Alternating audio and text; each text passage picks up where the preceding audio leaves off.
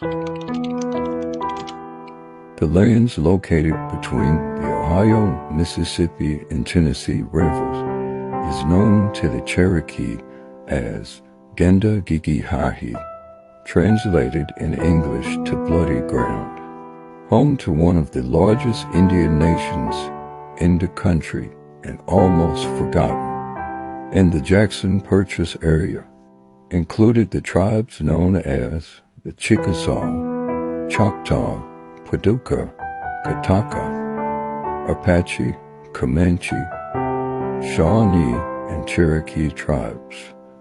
According to John Casten, who is the author of Paducah and the Civil War, when the Spanish first settled in the area of what we now call Paducah, they were encountered by the Pueblo and Apache tribes as well. Through his research, Casten concluded that the French documents about the Paducah tribe were referring to the Apache prior to the Comanche populating the area. Therefore, the Paducah tribe was Apache origin and not Comanche.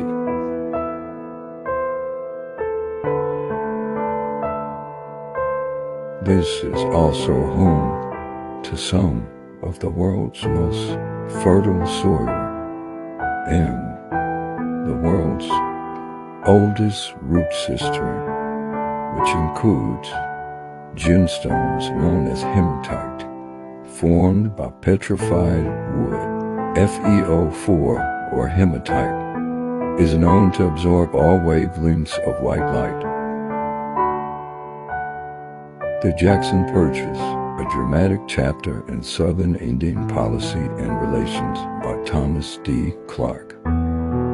The framers of the first Kentucky Constitution also ignored the subject of boundaries. However, it seemed to have been clearly understood that the territory of Kentucky District did not politically extend west of the Tennessee River.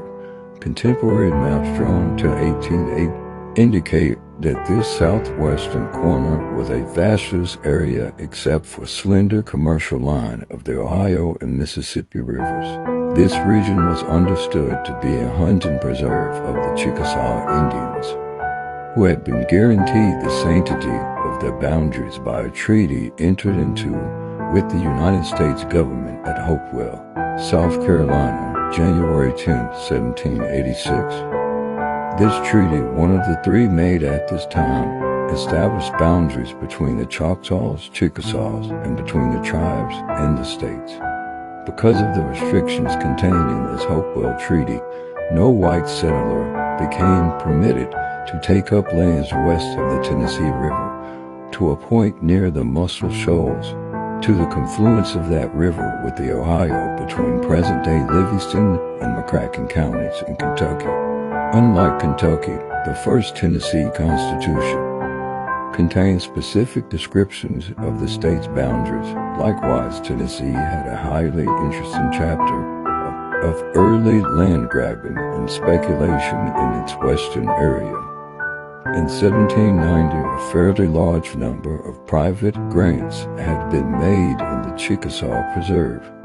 One of these was a cession of 91,000 acres to the newly chartered University of North Carolina. The United States, however, halted the granting of further claims and stayed the immigration with an E of whites unto those already registered. There were, after 1790, too many problems in the area to incur the further animosity of the Indians, one of which the infamous Yazoo scandal. After the turn of the century, the United States government found it imperative to open and operate the Natchez Trace as a vital connection with the far southwest settlements about Natchez and subsequently New Orleans.